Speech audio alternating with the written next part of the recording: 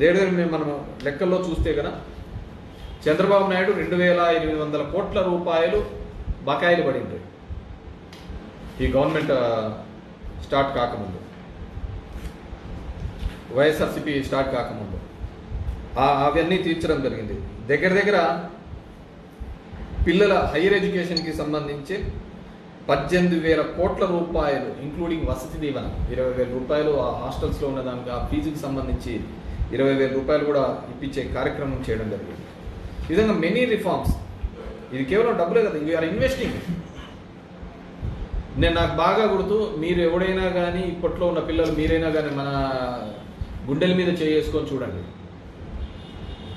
రాజశేఖర రెడ్డి గారు ఇచ్చిన fee reimbursement అదొక ప్రోత్సాహకంగా మీ ఇంట్లో మీ కుటుంబ పరిస్థితులు, మీరు సాఫ్ట్వేర్ జాబో లేకుంటే ఇంకో ఉద్యోగమో చేస్తున్నప్పుడు ఆ ఫీజులు కట్టించినది ఎవడు? అది రాజశేఖర రెడ్డి గారు కట్టించిన టైంలోనా కాదా? మళ్ళీ మన 5 సంవత్సరాలు ఆ ఫీజులు కట్టిన ఎవరైనా ఉన్నారు అంటే